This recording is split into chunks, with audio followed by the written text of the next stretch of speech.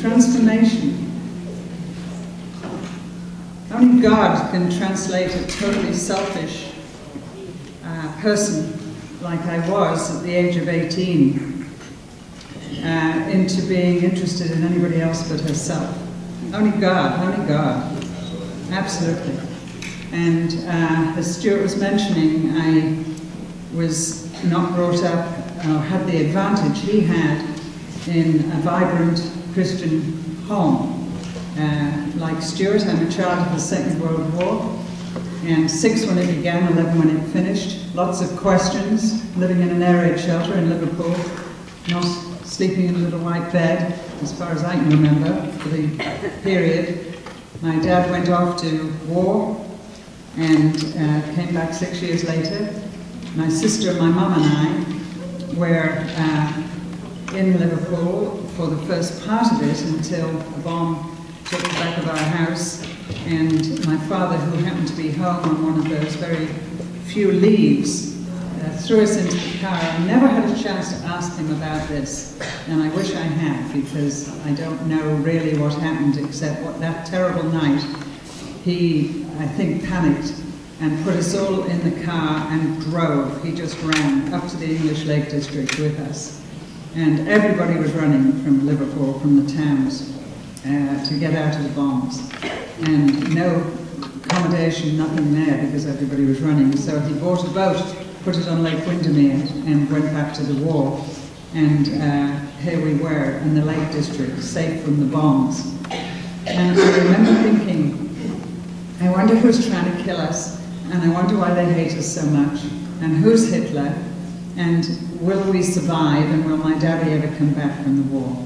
And I began to have a lot of childish questions about good and evil and God, or no God, as you can imagine, and nobody to answer them. And inside, this great scream began, if only someone would tell me.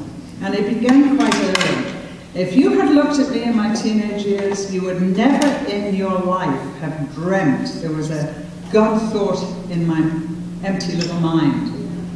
And the way I behaved, the way I dressed, etc., etc. And the damage that I did to people in those years, you would never ever have thought inside there was this scream of God. And I've never forgotten it, because it followed me all the way till I got to school, to Cambridge.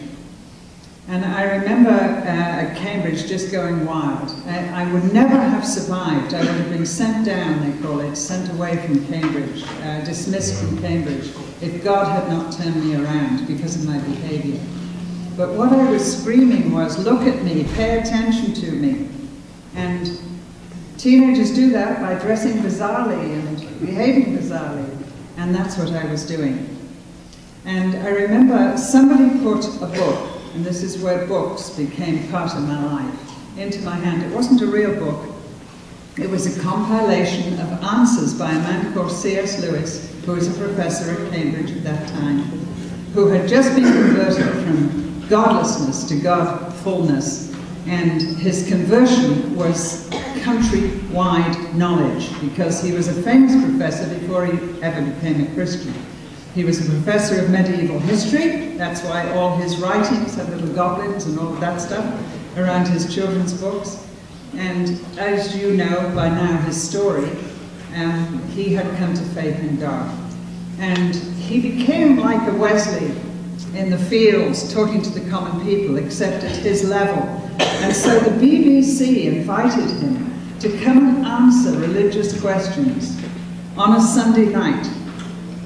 And this man was doing that when I was at Cambridge. And somebody compiled some of them and put them in a pamphlet called Weight of Glory, W-E-I-G-H-T. It is now a compilation in another of his books and compendiums. And they put it in my hand. And so it was simply the answers to heaven and hell. Is there a heaven? What's it like? Is there a hell? And what happens? And how do you get to heaven?